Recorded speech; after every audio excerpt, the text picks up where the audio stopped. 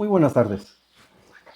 Es un gusto comunicarme con ustedes a través de estos mecanismos de transmisión con el propósito de estudiar dentro de lo que es el nuevo sistema de justicia acusatorio en materia oral, en materia penal, de un tema que me parece a mí de vital importancia, eh, que es la teoría del caso. Podríamos empezar con una metáfora que me parece ilustrativa. Por ahí un procesalista decía que un debido proceso, o mejor dicho, un sistema procesal, son como las vías del ferrocarril. Se tienen bien estructuradas, muy bien hechas para soportar el peso, o sea, muchas cuestiones que nos darían un orgullo tener unas vías de esa naturaleza. ¿Para qué? Pues para que pase un tren. Y el tren justamente es el medio de transporte, es justo el derecho sustantivo. Así es de que si tenemos unas buenas vías, que es un sistema procesal muy bueno, pues eso está bien, pero si no tenemos el ferrocarril, de nada sirve. Así es de que las dos partes son importantes. La teoría del caso precisamente viene a conjuntar esos dos conceptos, viene a interjectar la importancia de tener un buen sistema procesal, pero también un excelente conocimiento del derecho sustantivo. Y de eso vamos a tratar precisamente el día de hoy. Teoría del caso. Empecemos por saber qué es justamente una teoría. La palabra teoría tiene su origen en el vocablo griego theorin, que significa observar. De tal manera que una teoría se entiende como un sistema lógico que se establece a partir de observaciones, axiomas y postulados que persiguen un propósito, afirmar bajo qué condiciones se llevarán a cabo ciertos supuestos. Con base en estas teorías es posible deducir o postular otros hechos mediante ciertas reglas o razonamientos. Así es de que, sin duda alguna, necesitamos saber qué es una teoría en materia penal. Existen dos clases de ideas que pueden desarrollarse hasta establecer una teoría. La primera de ellas es que hay conjeturas. Las conjeturas son suposiciones que no cuentan con el respaldo de las observaciones. El otro concepto, la otra idea para llegar a establecer una teoría son las hipótesis. Las hipótesis sí se apoyan en múltiples observaciones. Estas ideas pueden ser falsas, razón por la cual no evolucionan y no llegan a constituirse en una teoría. Déjenme explicarles con un caso. Cuando una persona, por ejemplo, o el Ministerio Público llega por la información que le dan de que una persona se encuentra, no sé, ahorcada en su habitación, lo primero que podría decir la policía: se ahorcó. Bueno, esa es una conjetura, porque no está partiendo de una observación. De tal manera que eso es simple y sencillamente una suposición, algo que no tiene bases fácticas observatorias. En cambio, cuando se recogen ya otros elementos, otros datos apoyados en múltiples observaciones, como sería, por ejemplo, está la persona que aparece ahorcada en su habitación, pero hay un banco que fue arrojado a 40 centímetros. Pero resulta que la persona tiene rasgos de haber, de lesiones defensivas, porque al parecer tuvo una disputa previa.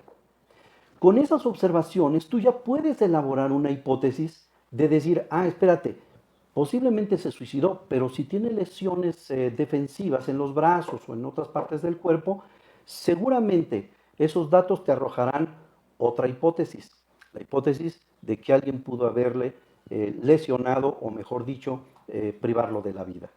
De tal manera que todas estas cuestiones nos van a ilustrar si estamos ante una conjetura o ante una hipótesis para avanzar sobre una teoría. Como les decía, si tenemos hipótesis que se apoyan en observaciones, entonces resulta que esas ideas incluso podrían estar sustentadas o podrían ser falsas. Si son falsas, posiblemente no lleguen a constituirse en una teoría. Y es así como vamos a ir avanzando precisamente en este tipo de ideas. Una teoría del caso se puede extraer de entrada con fundamento en la Constitución Política de los Estados Unidos Mexicanos. Más adelante les diré que uno de los objetivos del proceso precisamente es precisamente el que se pueda determinar qué hechos se cometieron. Y los hechos precisamente que tienen un trasfondo, una importancia para el derecho penal, es justamente lo que nos va a permitir tener una teoría del caso. Así es de que la teoría del caso se puede extraer fundadamente en la Constitución Política de los Estados Unidos Mexicanos.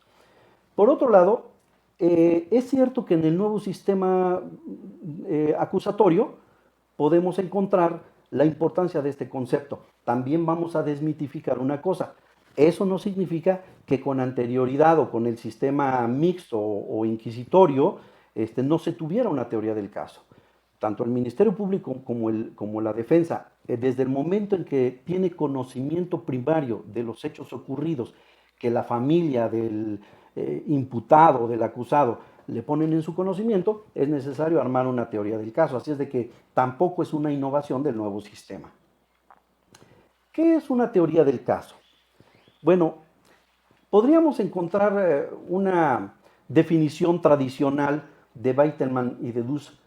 La teoría del caso viene a ser la idea básica subyacente a nuestra presentación en juicio que vincula de manera coherente y creíble la teoría legal, los hechos de la causa y las evidencias que tengamos.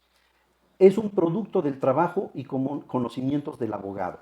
Estructurar una teoría del caso tiene que ver completamente con el trabajo que realiza un abogado. Y en esta definición ya podemos encontrar los aspectos más relevantes que configuran una teoría del caso. Pero avancemos un poquito más para poder estructurar estas ideas. La teoría del caso puede entenderse también como un planteamiento metodológico que cada una de las partes deberá realizar desde el primer momento en que ha tomado conocimiento de los hechos, con el fin de proporcionar un significado y orientación a los mismos. Las normas jurídicas que se conocen y con que se cuentan, así como el material probatorio que se ha recabado. Como vemos, ya podemos desprender que una teoría del caso comprende toda una estructura de tres aspectos que vamos a matizar un poco más adelante. La teoría del caso es el planteamiento que el Ministerio Público o la defensa hace sobre los hechos penalmente relevantes, las pruebas que sustentan y los fundamentos jurídicos que los apoyan. Por lo tanto, constituyen un conocimiento especulativo que cada parte aportará en el juicio orientados a la comprobación del delito o bien a desvirtuarlo en el caso de la defensa. En pocas palabras, la teoría del caso es una herramienta metodológica que le permitirá a las partes establecer una estrategia de litigio. Ahora, ¿para qué sirve una teoría del caso? Una teoría del caso sirve, en primer lugar, para dirigir la investigación. En segundo lugar, para planificar, direccionar y ejecutar la práctica de las pruebas en juicio. En tercer lugar, elimina las pruebas superfluas e innecesarias. En cuarto lugar, determina la forma en que se realizarán los interrogatorios y los contrainterrogatorios a los testigos. En quinto lugar, prepara los alegatos. Y en quinto lugar, genera credibilidad. Vamos a hablar de algo muy interesante al final de esta charla, porque se trata precisamente de que tanto el Ministerio Público como la defensa, como partes en el proceso, como partes precisamente del procedimiento, tienen que generar credibilidad en lo que van a sustentar en el juicio. Ahora, ¿cuál es la finalidad de tener una teoría del caso? Sin duda alguna, lo que tenemos que determinar como finalidad para tener una teoría del caso es determinar qué voy a demostrar y cómo lo voy a demostrar. Y esto es justamente la parte concluyente de estas ideas, porque esa es la finalidad de contar con una teoría del caso. ¿Qué voy a demostrar? Pero de manera más importante es cómo lo voy a demostrar. Y con todas estas ideas, nosotros ya podemos tener, o mejor dicho, resaltar cuál es la estructura de la teoría del caso.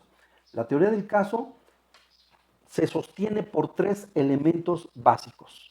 En primer lugar, una teoría fáctica. En segundo lugar, la materia probatoria. Y en tercer lugar, la teoría jurídica. Son tres aspectos fundamentales que comprenden una teoría del caso. La teoría fáctica, la materia probatoria y la teoría jurídica. Vamos a analizar cada uno de estos elementos que son fundamentales en el conocimiento de la abogacía, en el conocimiento del Ministerio Público de la Defensa, depende de la postura que tengas en el proceso, para poder armar tu teoría del caso. Vamos con la teoría fáctica, que es el primer elemento estructural de la teoría del caso. Como ustedes saben, lo fáctico significa los hechos. La teoría fáctica son los hechos que contienen la acción o circunstancias de tiempo, modo, lugar, instrumentos utilizados y el resultado de la acción o las acciones realizadas. No debemos confundir con los elementos de las modalidades de tiempo, modo y lugar que contienen algunos tipos penales. Es diferente.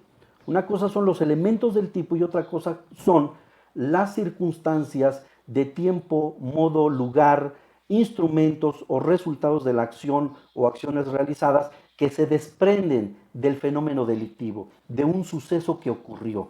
Así es de que la teoría fáctica son los hechos precisamente, ¿no? Como les comentaba al principio, el fundamento de la teoría del caso se puede desprender desde inicio en la Constitución Política de los Estados Unidos Mexicanos. El artículo 20 señala en su apartado A, fracción primera, que el objeto del proceso es el esclarecimiento de los hechos. Si no se tienen claros los hechos, se violenta el principio de presunción de inocencia, ¿sí? El objeto del proceso, entonces, es el esclarecimiento de los hechos. Así lo dice la Constitución, y eso es lo que significa el aspecto fáctico de la teoría del caso, ¿sí? Continuando con esta idea, el Ministerio Público, la teoría fáctica del Ministerio Público es la hipótesis que formula de quien acusa a una persona que se presume inocente y que se sustenta con indicios. Es decir, cómo pruebo, cuándo pruebo y sobre todo, qué voy a probar.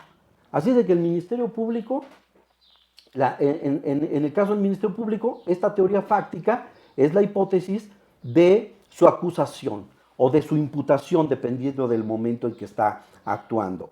En el caso de la defensa es diferente. Es la hipótesis de quien sostiene que el imputado o el acusado es inocente. Son los hechos en los que basas tu historia. Eso es lo que significa la teoría fáctica, los hechos. Los hechos en los que basas tu historia. Es tu versión de lo que ocurrió.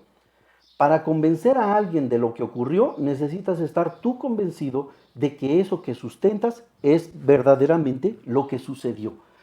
Tú no puedes convencer al juez de algo de lo que tú no estás convencido. Una de las ventajas del nuevo sistema es que no puedes sustentar una teoría del caso basado en una mentira. Entonces, la teoría fáctica son los hechos, es eso que ocurrió. La teoría fáctica se abarató en el sistema acusatorio. Déjame darte una referencia histórica de lo que es esta parte de la teoría fáctica, de la teoría del caso. La teoría fáctica se abarató con el sistema acusatorio. Te voy a dar una referencia histórica que yo creo que es muy bueno y muy válido conocerlo. Se cree que inclusive los que tuvimos una práctica anterior del derecho penal, se nos facilita más entender el nuevo sistema de justicia, el nuevo sistema acusatorio. Para los que están comenzando con este sistema, pues les complica entender de repente qué pasó o qué pasaba en el sistema antiguo. Hay un concepto que se llama cuerpo del delito. Hasta ha sido objeto de películas, ¿verdad? Porque muchas veces los policías entendían que el cuerpo del delito era precisamente el arma del policía, otros decían que era el cuerpo de la víctima. Pues resulta que no es ninguna de esas dos cosas. El cuerpo del delito es un concepto que estaba plasmado en la Constitución hasta 1993. Para que, en términos del artículo 16, un juez emitiera una orden de aprehensión, se requería que se acreditara el cuerpo del delito y la presunta responsabilidad del inculpado. De esa manera, con esos dos elementos, no solamente se podía girar una orden de aprehensión, sino que además el juez tenía un sustento para dictar un auto de formal prisión en ese momento. El cuerpo del delito y la presunta responsabilidad. ¿Qué pasa en 1993? En 1993 viene una reforma muy importante a la Constitución. Para nosotros los penalistas, esta reforma constitucional marca una línea muy interesante, muy importante, porque se constituye como un avance, entender un avance en la dogmática penal. En 1993 la reforma a la Constitución viene a determinar que para que un juez pueda emitir una orden de aprehensión se requería, más que el cuerpo del delito, los elementos del tipo. Los elementos del tipo, y en lugar de una presunta responsabilidad, se habla de una probable responsabilidad. Es decir, no se presume la responsabilidad del inculpado, sino que debe de haber evidencias probatorias suficientes para que exista entonces una probabilidad. Pero volviendo al punto que nos interesa, el cuerpo del delito se cambia por elementos del tipo. ¿Qué pasa? Pues sucede que los elementos del tipo, el cuerpo del delito es solamente la parte objetiva de la conducta, es lo fáctico, ¿sí? Pero cuando nosotros entendemos que ahora se iba a integrar esta posibilidad de girar una orden de aprehensión o un auto de formal prisión, siempre y cuando se integran los elementos del tipo, más allá del cuerpo del delito. ¿Qué son los elementos del tipo? Los elementos del tipo constituyen no solamente la parte objetiva de la conducta, sino los aspectos subjetivos del tipo, que son el dolo y la culpa. De esta manera, en 1993 se habla de que hay un avance muy importante en el derecho penal, porque se comprendía que dentro del tipo se tenían que acreditar los elementos subjetivos del tipo, concibiendo al tipo como lo concibe la concepción finalística o la concepción final del concepto de acción. Pero ¿qué es lo que ocurrió? Este concepto de que era necesario ya no el cuerpo del delito, sino los elementos del tipo, más en lugar de una presunta responsabilidad, una probable responsabilidad del inculpado, dura hasta 1999. En 1999 regresa lo que nosotros llamamos una contrarreforma, donde se restaura el concepto de cuerpo del delito y se conserva la probable responsabilidad del inculpado.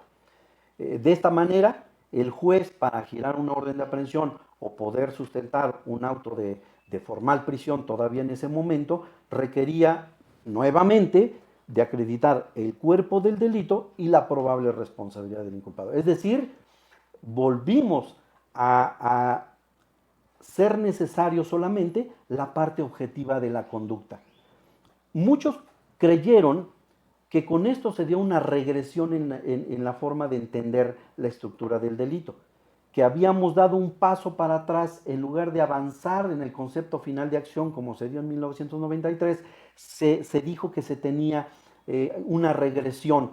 Al regresar el cuerpo del delito se despojaba al tipo de los elementos subjetivos dolo y culpa.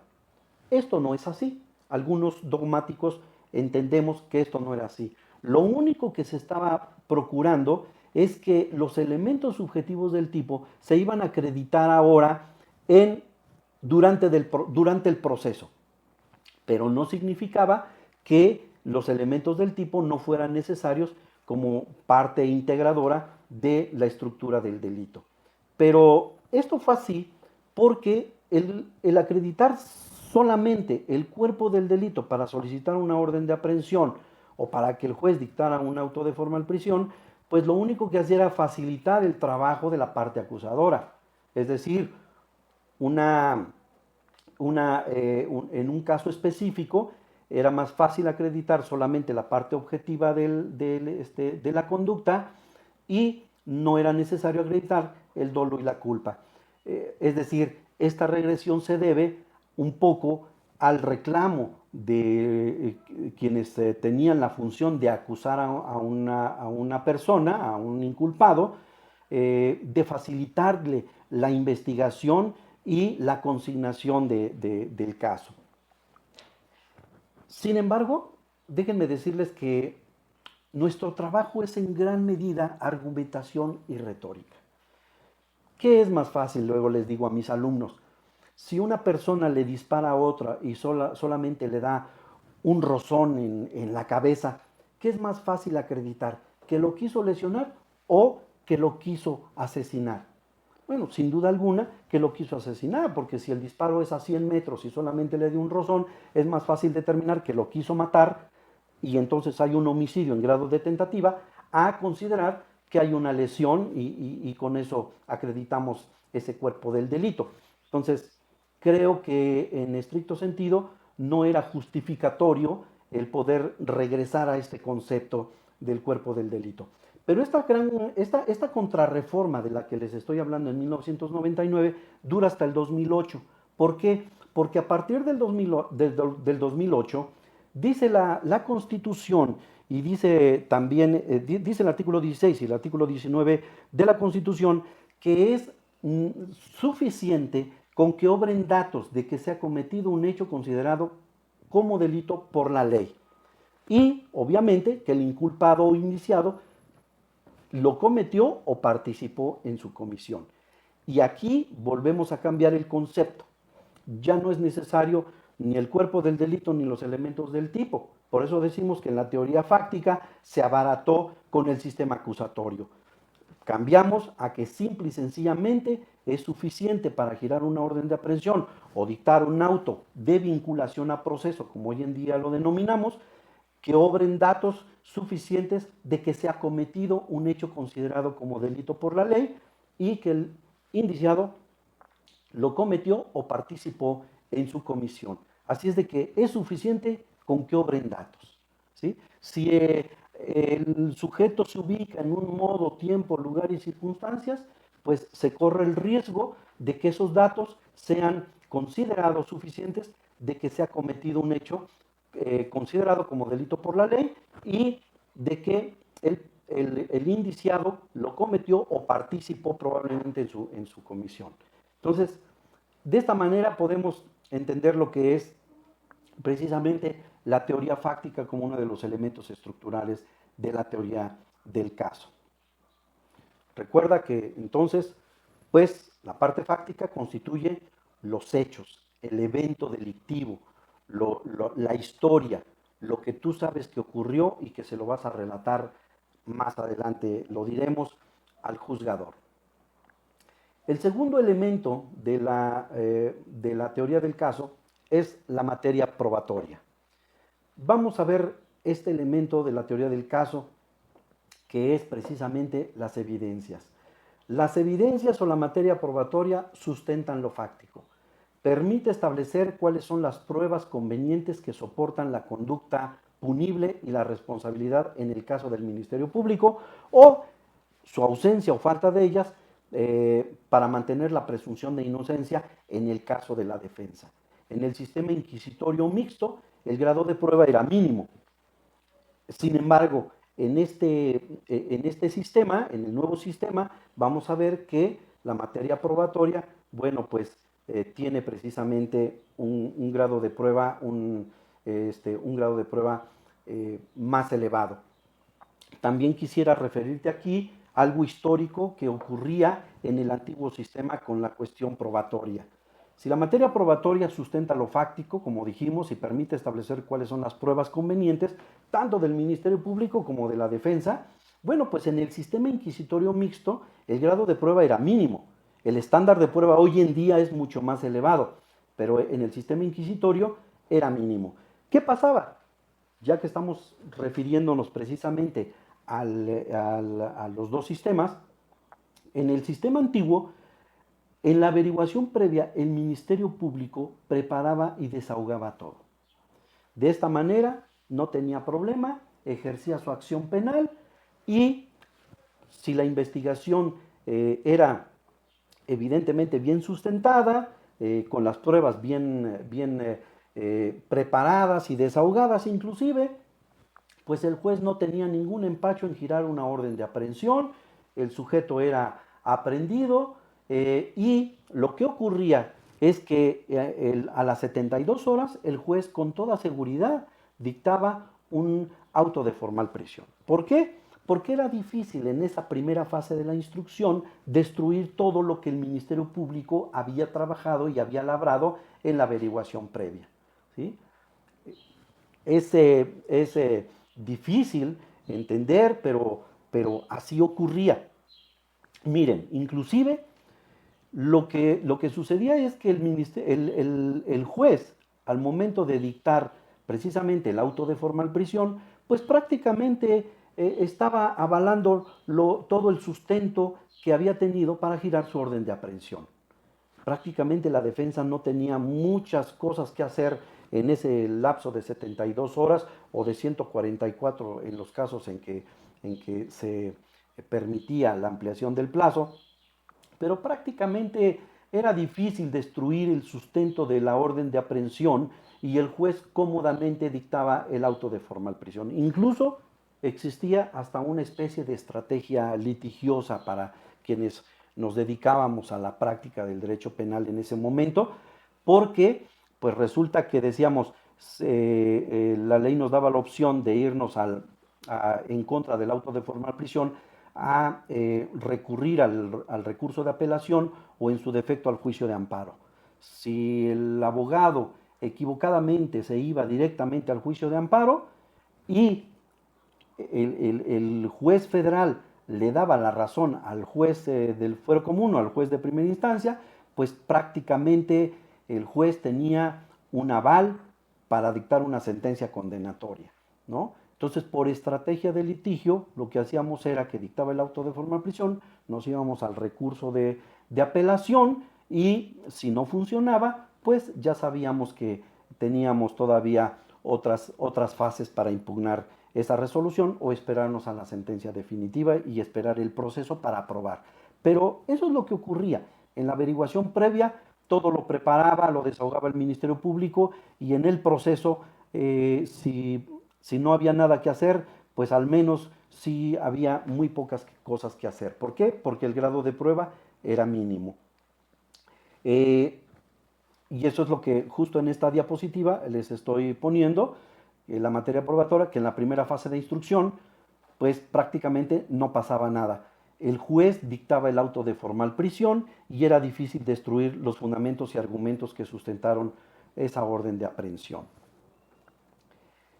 En el sistema acusatorio adversarial se eleva el grado de prueba para demostrar tu teoría del caso, ya que el Ministerio Público debe destruir la presunción de inocencia. Sabemos que este es uno de los objetivos también del proceso, destruir la presunción de inocencia de la que goza precisamente el inculpado o el acusado. ¿Sí? Se eleva el estándar de prueba porque se pasa de datos de prueba en la etapa de investigación a medios de prueba en la etapa intermedia a prueba en el juicio oral. Así nos vamos precisamente moviendo en este estándar de prueba, en esta elevación de la prueba. Se pasa de un dato de prueba en la etapa de investigación a un medio de prueba en la etapa intermedia a una prueba en la etapa del juicio oral. Si no se tienen evidencias, solo se tiene una historia, pero no un caso. Por eso, en la teoría del caso, si tú no tienes pruebas para sustentar la acusación, si eres Ministerio Público, o las pruebas que te van a permitir mantener la presunción de inocencia de tu defenso, bueno, solamente tendrás una historia, pero no un caso. Las evidencias, las pruebas son imprescindibles en tu teoría del caso. ¿Son las evidencias las que van a sustentar este principio de acusación del Ministerio Público o son las evidencias las que en su caso sustentarán el principio de inocencia de la defensa? Ahora vamos al tercer aspecto de la teoría del caso. Y esto es la teoría jurídica. Este es uno de los puntos clave y déjenme decirles que en lo personal es uno de los aspectos más importantes de tu teoría del caso, porque tiene que ver con el conocimiento del derecho sustantivo, de la dogmática, de la teoría del delito. Todavía vamos a desmitificar algunas cosas que son importantes de esta charla.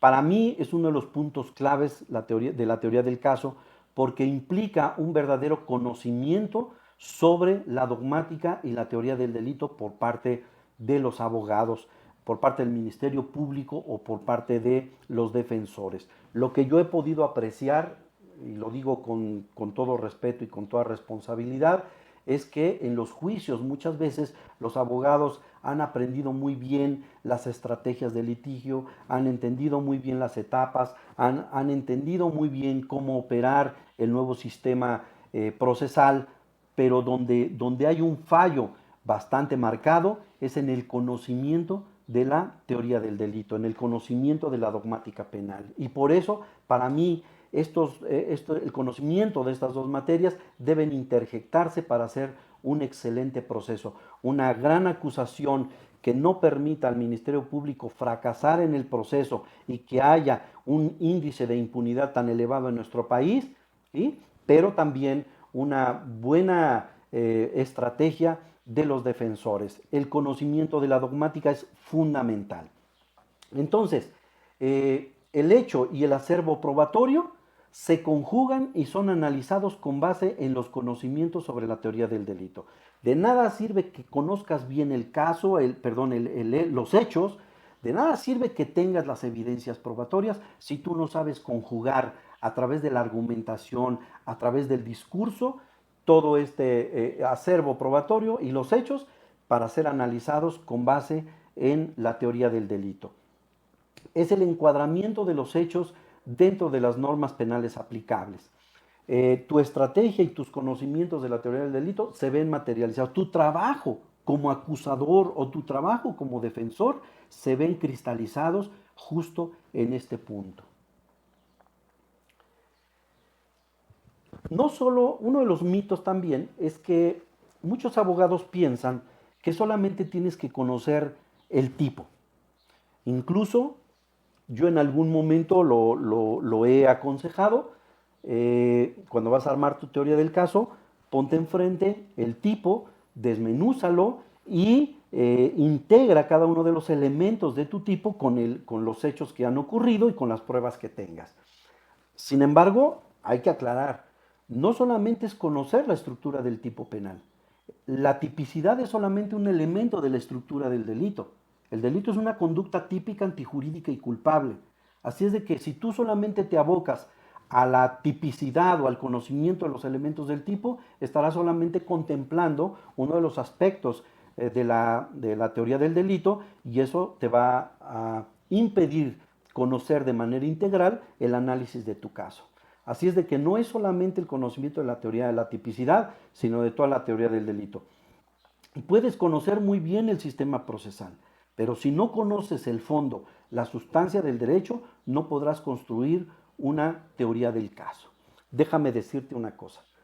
Una cosa es que si conoces el sistema procesal, tú puedes conocer muy bien el cómo, pero si no conoces la dogmática, no vas a saber el qué acusar ni el qué defender.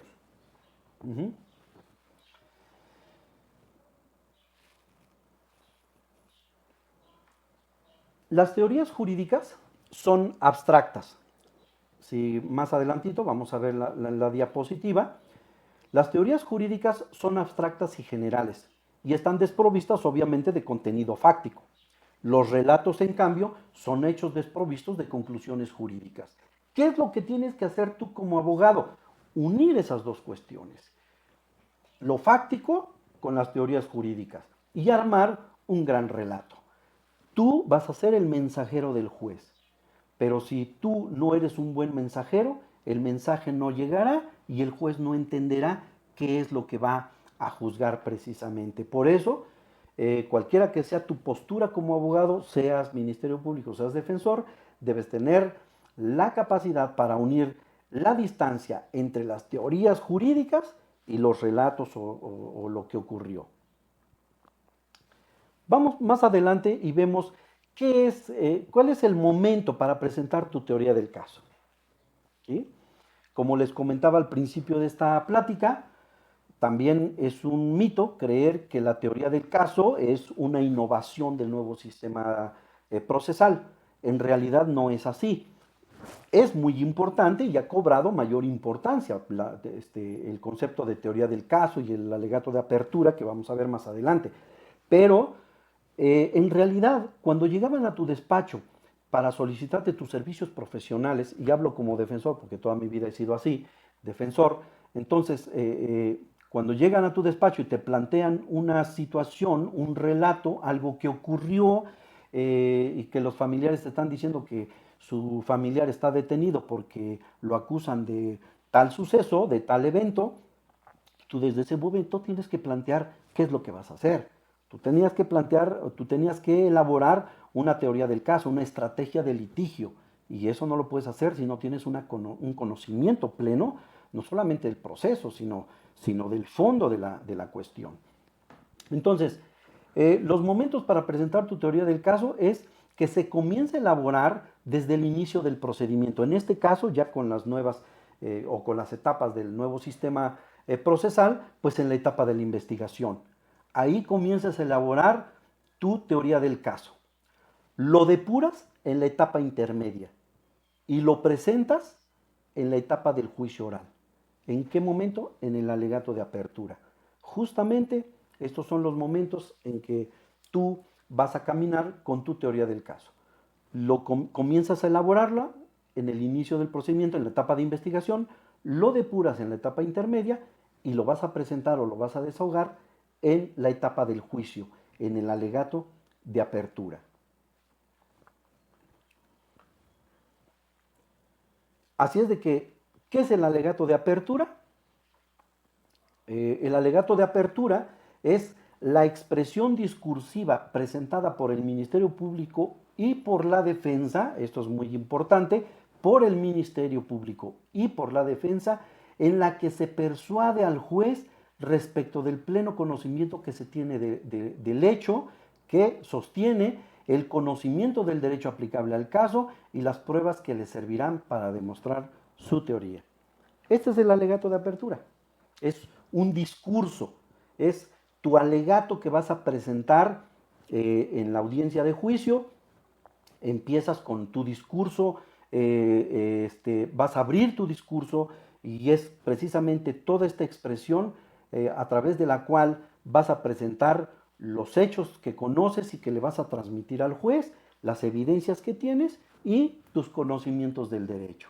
Así es de que por eso decíamos que si tú como Ministerio Público o como defensor no eres un buen mensajero, el juez no va a entender qué es lo que le quieres decir.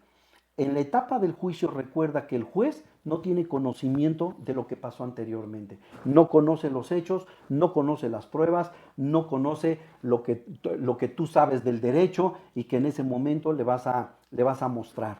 ¿Sí? Es más, te puedo decir que sale el juez como acabado de nacer, todo esterilizado, lo presentan en la sala de audiencia y pues lo que ocurre justamente es que cuando a ti te dicen que presentes tu teoría del caso a través de tu alegato de apertura, es cuando tú le vas a hacer el conocimiento de qué es lo que pasó, cómo lo vas a probar y a tu juicio qué aplicación de las normas tiene ese evento.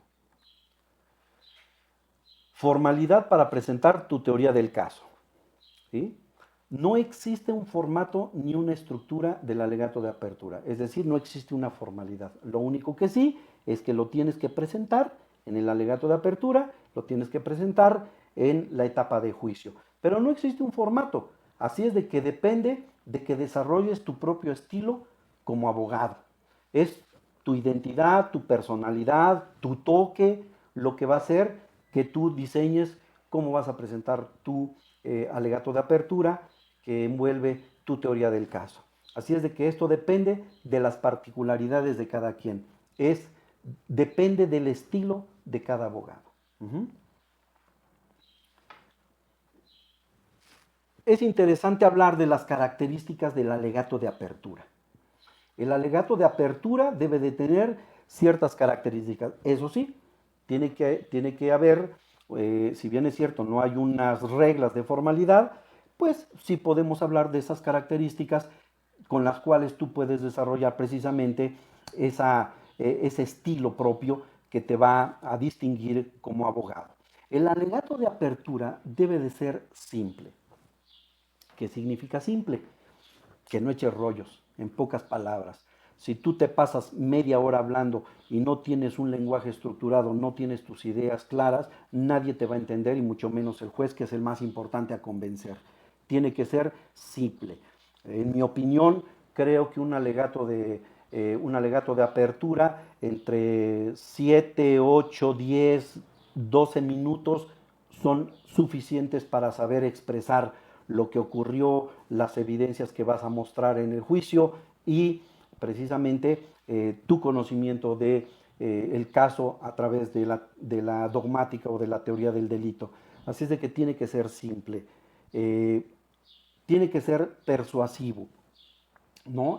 Otra característica del alegato de apertura es que tienes que ser persuasivo, tienes que ser claro, convincente y tienes que saber que el juez te está entendiendo lo que tú estás diciendo.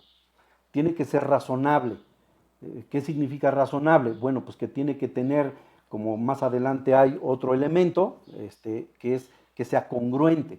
Tiene que ser razonable porque tiene que ser congruente. Es decir, tiene que haber una hilación entre lo que estás diciendo, entre lo que vas a demostrar, ¿sí? Debe de tener unidad, debe ser una sola teoría del caso. No puedes sustentarte en varias teorías del caso. Dice que la teoría del caso es una, ¿sí? Entonces, recordemos, tiene que ser simple, es decir, estructura tus razonamientos, estructura tus proposiciones, ¿sí? Para que seas persuasivo, que sea razonable, que sea congruente, que tenga unidad, es decir, que sea uno, y sobre todo, pero muy sobre todo, es que el alegato de apertura tiene que ser obligatorio. Fíjense, hay una cuestión, el artículo 394, si ponemos la diapositiva del artículo, ahí está. El artículo 394 dice alegato de apertura. Estoy hablando del Código Nacional de Procedimientos, Código Nacional de Procedimientos Penales. Dice, una vez abierto el debate, el juzgador que presida la audiencia de juicio concederá la palabra al Ministerio Público para que exponga de manera concreta y oral la acusación y una descripción sumaria de las pruebas que utilizará para demostrarla. Acto seguido, se concederá la palabra al asesor jurídico de la víctima u ofendido, si lo hubiere, para los mismos efectos. Posteriormente, se ofrecerá la palabra al defensor, quien podrá expresar que el interés del lo que al interés del imputado convenga en forma concreta y oral. Aquí hay dos cosas muy interesantes. El alegato de apertura, aunque diga el código en este artículo 394 que es una facultad de la defensa presentar su alegato de apertura, ¿sí? Eso es incorrecto. Ya existe tesis jurisprudencial en el sentido de que no es una facultad del defensor el presentar su alegato de apertura, es una obligación. Así es de que por eso decimos que puede tener todas esas características o debe de tener todas esas características el alegato de apertura, pero particularmente debe ser obligatorio. Así es de que el defensor no puede, después de que presenta su alegato de apertura al Ministerio Público, el defensor no puede decir que se reserva el derecho o que no va a presentar una teoría del caso, un alegato de apertura, porque la tesis que más adelante yo se las voy a indicar, o se las pondré ahí en algún otro archivo, ¿sí? Esta tesis señala que si eso ocurre, el juez tendrá que reponer el procedimiento en este punto. ¿Por qué? Porque la naturaleza del nuevo procedimiento es que es adversarial, ¿sí? Entonces, si no hay una situación que invite a la controversia y a la discusión, entonces se estaría demeritando la naturaleza de este procedimiento. Por eso es correcto, aunque diga el código en este artículo 394 que el defensor podrá expresar lo que al interés del imputado convenga, esto no es así. El defensor debe de plantear su teoría del caso en su alegato de apertura. Es una obligación, ¿sí? Y además lo tiene que hacer en ese momento. Y hay otra tesis por ahí que dice que no importa que lo lea, ¿no? Que si bien es cierto, también la naturaleza del procedimiento es oral, el hecho de que lo lea no demerita o no degrada la posibilidad de defenderse de la contraparte. Así es de que pues no importa, pero de que es obligatorio que presente su teoría del caso, es una obligación para el defensor. Muy bien. Vamos a seguir hablando de algunos aspectos importantes del alegato de apertura. El alegato de apertura no es para argumentar. Quiero que tengas presente esto. En el alegato de apertura, lo único que tú vas a hacer es presentar los hechos que ocurrieron, las pruebas que tienes para demostrar durante el juicio lo que vas a proponer para probar, sin argumentar. Y eso sí, manifestar lo que tú consideras como el derecho aplicable, pero no puedes argumentar, no puedes decir situaciones porque no se ha desahogado ninguna prueba, no puedes hacer deducciones porque no has desahogado ninguna prueba, no es para argumentar. Punto número 2, el alegato de apertura es para que puedas demostrar lo que estás proponiendo. No vas a prometer lo que no puedas cumplir, ¿sí? Así es de que es muy importante porque, como decíamos, el nuevo sistema se basa en una situación en donde es difícil que puedas sustentar una teoría del caso basado en una mentira. No lo vas a poder sostener. Así es de que promete lo que puedas cumplir. Vas a manifestar lo que efectivamente vas a poder demostrar en juicio. De lo contrario, al final del procedimiento vas a quedar como un mentiroso. Y tu prestigio va a empezar a ponerse en entredicho. Así es de que por eso es de cuidado entender lo que tienes que decir en tu teoría del caso y en el alegato de apertura.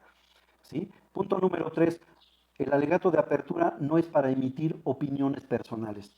No puedes decir, yo creo, señor juez, yo pienso, ¿verdad? Porque todos consideramos. No, no es para emitir opiniones personales. Es para hacerle conocer al juez, darle un mensaje de qué es lo que ocurrió, qué pruebas tienes para probarlo durante el juicio, que lo vas a probar y que vas a cumplir con lo que estás diciendo, ¿sí? Pero no es para emitir opiniones personales.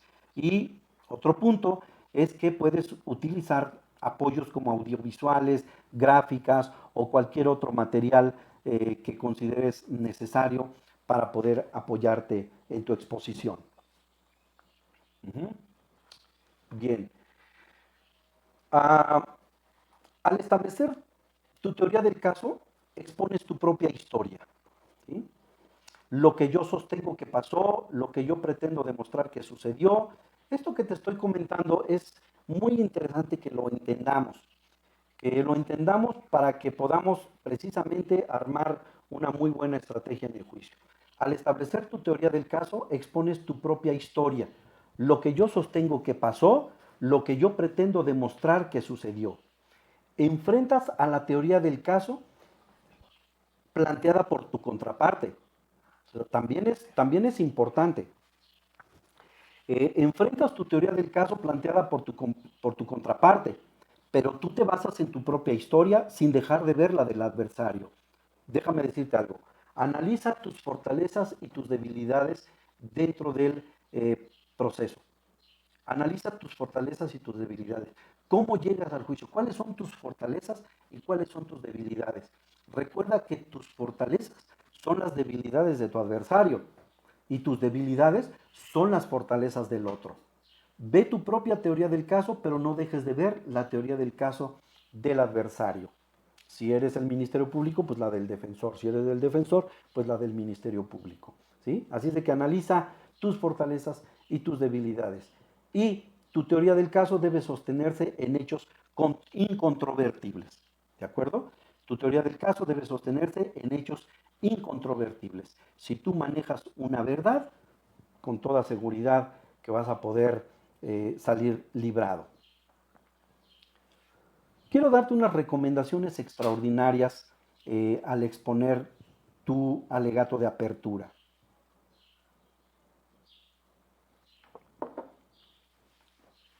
Yo le llamo recomendaciones extraordinarias, pero podemos llamarlos consejos, como tú quieras. En primer lugar, maneja tu propio estilo, tu tono de voz, tu dicción, el timbre. El lenguaje corporal es importante. En estos momentos estoy haciendo un lenguaje corporal. Cuando tú hablas, no solamente hablas con las palabras, hablas con tu cuerpo, hablas con tu imagen, hablas con las manos, hablas con la mirada. Entonces, sí es importante.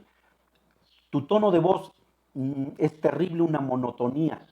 Si tú utilizas un solo tono de voz, muchas veces duermes a tu auditorio, duermes a tu oyente. Cuando tú le vas a plantear la situación al juzgador, haz que el juez esté poniendo atención. Enfatiza palabras o ideas que tú quieres que oiga, que sean las más importantes, ¿sí? Trabaja sobre tu tonalidad, trabaja sobre tu dicción. Si eres tartamudo, bueno, pues haz ejercicios de dicción, de timbre, ¿sí? Herodoto, el padre de la oratoria, se metía piedras en la boca para hablar. Bueno, yo hago ejercicios también, leo con un lápiz en la boca de vez en cuando para que aprendamos a tener una dicción correcta. Punto número 2, dentro de estos consejos, utiliza un lenguaje claro y sencillo.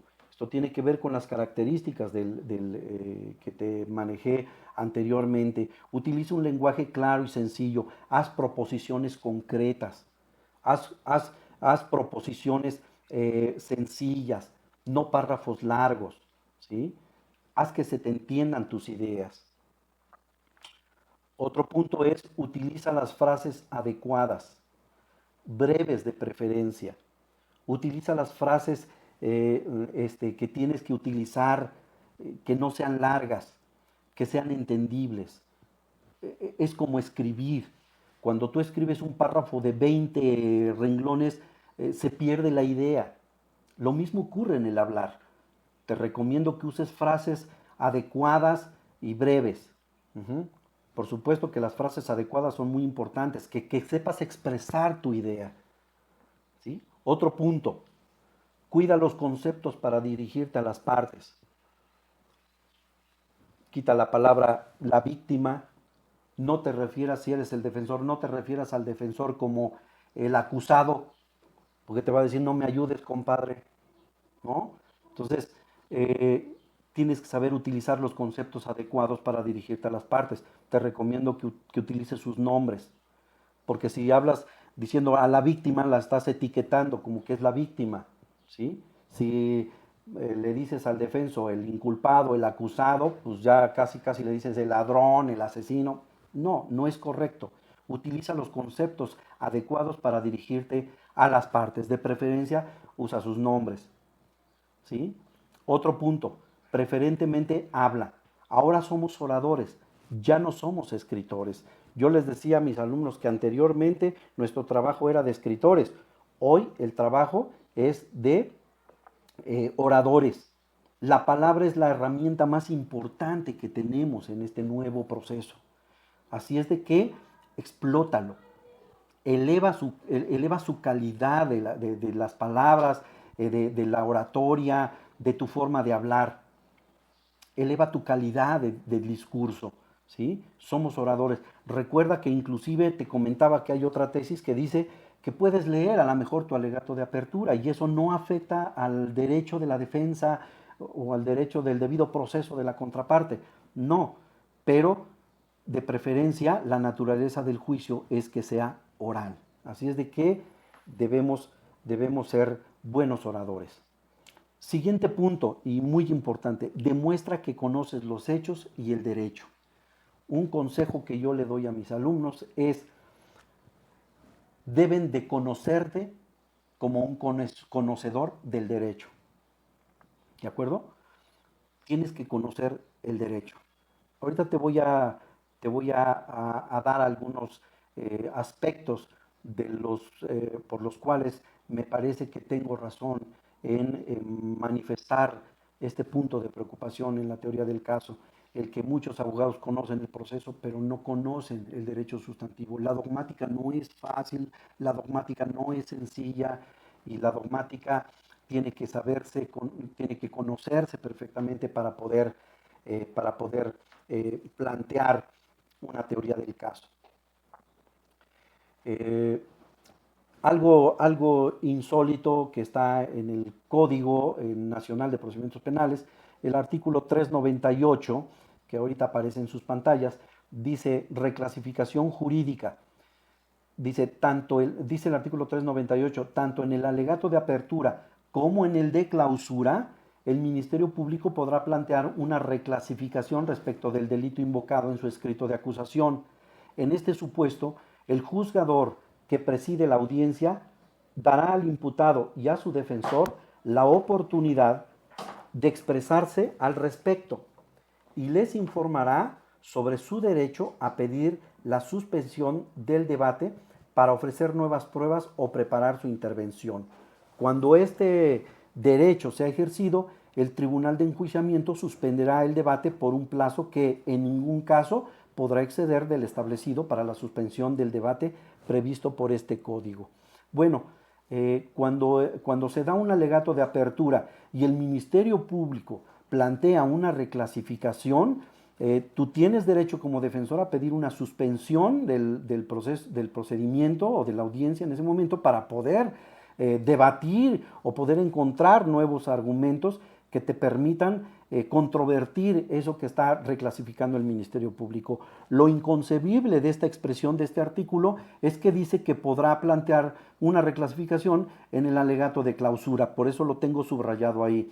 Eso ya sería pues una situación bastante grave y yo considero que deben de ser minucias las que puedan modificarse, que no trasciendan precisamente al derecho de la defensa.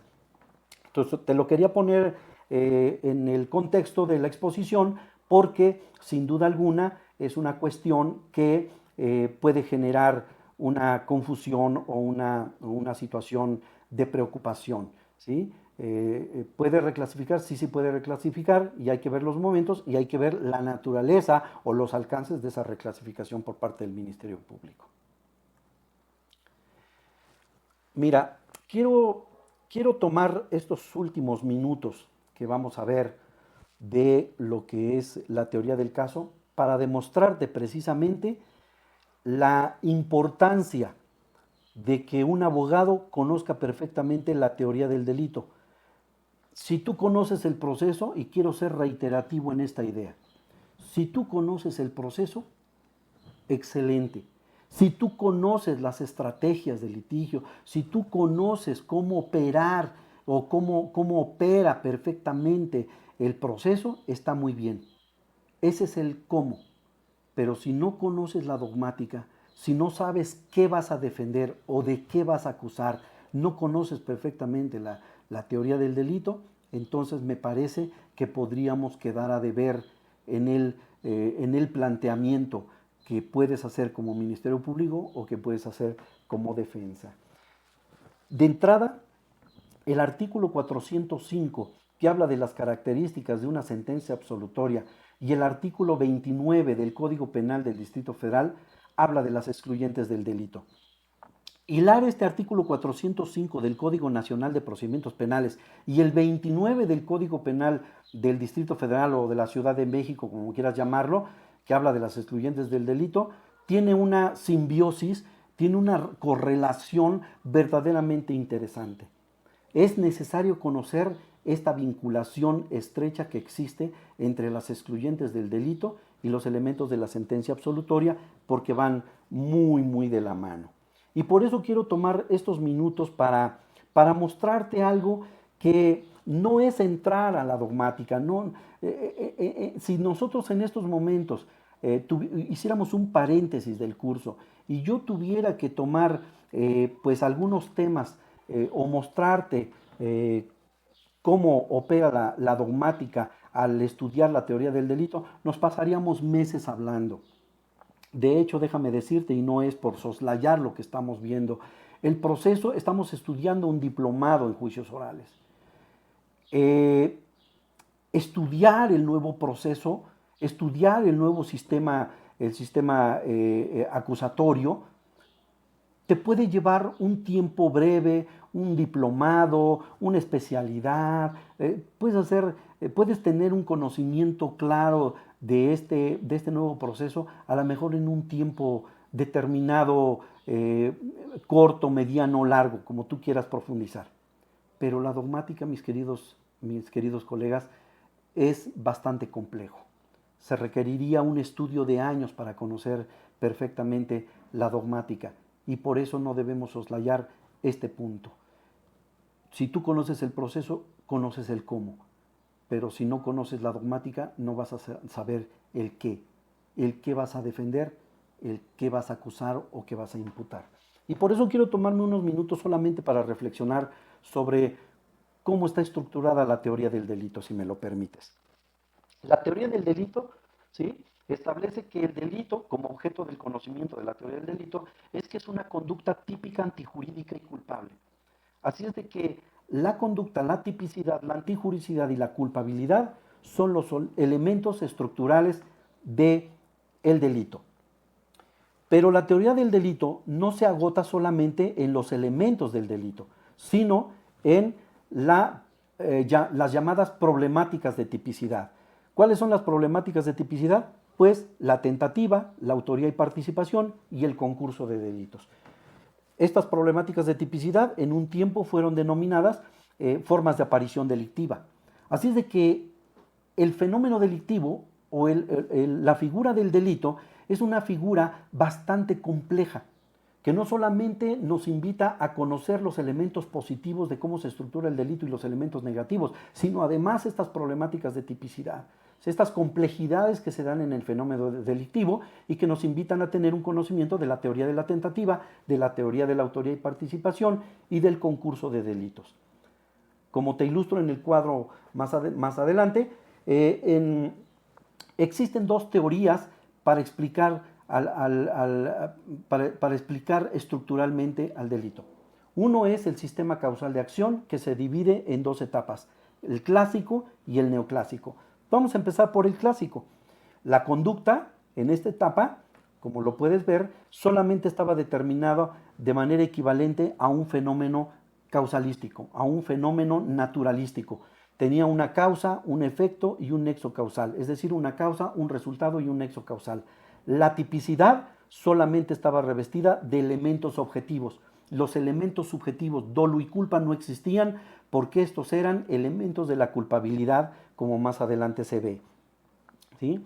Entonces, ahí está el sistema causal de acción, que es una conducta típica, antijurídica y culpable. Pero además, la culpabilidad tenía un presupuesto que era la imputabilidad. Así es de que si tú tienes un conocimiento claro del desarrollo de la dogmática, te podrás dar cuenta, si le das otro clic ahí, podemos ver que el presupuesto de la culpabilidad es la imputabilidad. Así es de que si tú puedes ver esta gráfica, pues el dolo y la culpa están en otro elemento del delito, Y esto va a ser importante que tú lo conozcas. Déjame decirte una cosa muy importante. Lo que te estoy señalando no es cualquier cosa.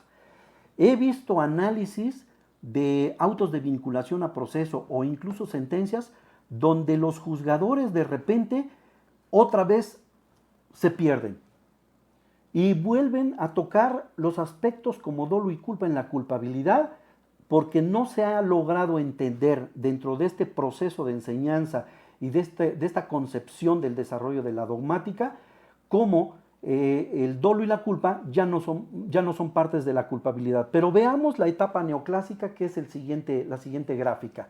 La siguiente gráfica, en el sistema neoclásico del concepto causal de acción, la conducta sigue teniendo esos tres elementos que son constitutivos también de un fenómeno natural. Como recordamos, la diferencia entre un fenómeno natural y la conducta vista en ese entonces como una causa, un resultado y un nexo causal, solamente era la voluntad humana. La tipicidad, sin embargo, en esta etapa ya cuenta no solamente con elementos objetivos, sino con elementos subjetivos específicos. Aquí ya al estudiar los tipos penales, los estudiosos del derecho empiezan a ver que hay elementos subjetivos específicos en los tipos penales como los ánimos, los deseos, los propósitos, las intenciones que expresamente el legislador establece en la gramática del tipo penal. La antijuricidad no tiene ningún cambio transformador, pero la culpabilidad sí. Como tú puedes ver, la imputabilidad dejó de ser un presupuesto de la culpabilidad. Se agrega un elemento llamado exigibilidad, que además es un elemento objetivo del tipo, y sigue manteniendo los elementos de dolo y de culpa dentro de esta estructura de la culpabilidad. Hasta aquí entendemos que el concepto del delito es basado en un concepto causal de acción. Pero ¿qué pasa con la evolución de la teoría del delito? Llegamos así a un sistema final de acción. En este sistema final de acción, la conducta ya tiene un aspecto interno y un aspecto externo. ¿Sí? Ya durante las gráficas anteriores podemos entender que entender al delito era entenderlo en dos partes, la parte objetiva y la parte subjetiva. No se podían mezclar, pero aquí la conducta ya empieza a admitir un aspecto interno que vamos a ver más adelante. Simple y sencillamente es el contenido de la voluntad, lo que típicamente se va a configurar como dolo y culpa. Más adelante vemos el concepto de tipicidad, que ya contiene elementos objetivos que pueden ser clasificados como descriptivos y normativos, y los elementos subjetivos del tipo, en donde ya aparecen, mis queridos colegas, el dolo, la culpa, más los específicos que en la etapa neoclásica y desprendidos de la gramática del legislador se podían ver en los tipos penales. Pero lo más importante es que el dolo y la culpa son ahora visualizados en la parte subjetiva del tipo. Y esto es una de las razones más trascendentes de un parteaguas para entender a la estructura del delito. La antijuridicidad, que es visualizada en su forma, de su manera formal y en su parte material, es decir, no solamente es una transgresión al derecho, sino una afectación a un bien jurídico, y la culpabilidad ya despojada de elementos subjetivos, es decir, el dolo y la culpa ya no aparecen como formas de culpabilidad porque se trasladaron al aspecto subjetivo del tipo. Y en ese sentido, nosotros vemos que los elementos de la culpabilidad son la imputabilidad, la cognoscibilidad, también llamada conciencia de lo antijurídico, y la exigibilidad. Estos tres elementos constituyen ahora la estructura de la culpabilidad en una moderna teoría del delito. Ahora la pregunta es, ¿qué tan modernos somos para entender la teoría del delito? ¿Cómo estamos concibiendo a la estructura del delito? ¿Tienes conocimiento claro o preclaro de esta evolución y de cómo entendemos el delito para entender un caso? ¿Para saberlo plantear en una teoría del caso? Déjame tentarte. Al final de esta exposición vas a poder apreciar un video en donde para mí la abogada que lo expone es un caso casi perfecto o perfecto de un planteamiento de un alegato de apertura, de una teoría del caso. Pero antes que eso, quiero tentarte a ver qué tanto tú conoces la teoría del delito a través de diversos tópicos que debiéramos prima facie conocer. Deberíamos nosotros de entender si conocemos la teoría del delito, no nos costaría trabajo entender esta situación que en un evento, en un hecho delictivo, tú pudieras inmediatamente decir, por aquí me voy a ir, voy a plantear mi estrategia de litigio y voy a plantear como mi teoría del caso, irme por estas vías. A continuación, ve lo que pasa. En la siguiente gráfica vamos a entender, y quiero pasar esa y vamos a la siguiente, algunos tópicos que exigen conocimiento de la teoría del delito. Por ejemplo, ¿sabes qué es el error de tipo? ¿Cuáles son sus clases, sus efectos y su ubicación sistemática? ¿Sabes si tu cliente, por ejemplo, déjame comentarte un caso? Un amigo compró un vehículo y ese vehículo resulta que lo compra y pues lo compra 2 días antes de irse de vacaciones. Se va de vacaciones, ¿sí? No pasa nada, pero cuando regresa para manejar su vehículo, porque se había ido en avión, ¿verdad? De vacaciones, cuando regresa y saca su vehículo, resulta que era un vehículo robado, asaltado a mano armada, ¿sí? Es más, había sido asaltado de la hija de un político importante. Entonces, imagínate, ¿no? Pero él no sabía. Así es de que estamos ante un caso de error. ¿Y el error es invencible o es vencible? ¿Cuáles son sus efectos? ¿Tienes idea de cómo manejar un caso de esta naturaleza? Porque ahí, si tu cliente tiene esta situación, entonces tú ya puedes decir, me voy a ir por un error invencible, porque él no puede saberlo. Aun cuando haya podido consultar estadísticas o archivos públicos, no se puede saber si un coche a ciencia cierta está robado o no es robado, o si fue asaltado con violencia o no. No puede saber. Hoy en día, por ejemplo, el error de tipo y el error de prohibición, pues son bases fundamentales del conocimiento de la teoría del delito. Déjame decirte que yo conozco autoridades y conozco abogados que todavía te dicen que el error de derecho no excusa su cumplimiento. En el derecho penal, o sea, no es así, ¿sí? Otro tema es justamente qué es el error de prohibición, sus clases, sus efectos y su ubicación sistemática. Como te decía, todavía hay autoridades que agarran y te dicen que el error de derecho, la ignorancia del derecho no excusa su cumplimiento. Eso ya pasó a la historia, o al menos en derecho penal eso es absolutamente inaplicable. ¿Por qué? Porque lo que sí existe como un tema importantísimo dentro de la estructura del delito es que el error sí tiene efectos en la estructura del delito. Otro punto, el caso de tentativa inidónea. ¿Sabes qué es la tentativa inidónea? Es sancionable conforme a nuestro Código Penal de la Ciudad de México, ¿sí? Ahí hay una expresión muy interesante que nos ha permitido en clases dar la clase de lo que es la tentativa inidónea para que los alumnos entiendan todas sus consecuencias y todo el conocimiento de esta figura. La diferencia entre autoría intelectual y la instigación, ¿sabes que es uno de los temas más complejos? Incluso es el desarrollo de una tesis que quiero yo hacer precisamente, porque hay una confusión entre la autoría intelectual y la instigación. Incluso hay dogmáticos que han escrito y tienen esa confusión, ¿sí? ¿Qué es la omisión impropia? Que es otro tema importante, ¿sí? Existe la tentativa en la omisión impropia, ¿qué pasa con estos temas? ¿Los dominamos, los conocemos para saber plantear un caso específico desde el momento en que te lo presentan? ¿Sí? Seguimos con estos tópicos. ¿Sabemos cuál es la diferencia entre un concurso aparente de normas incompatibles y un concurso de delitos? Son cosas completamente diferentes. Yo he dado cursos sobre este tema en específico, ¿sí?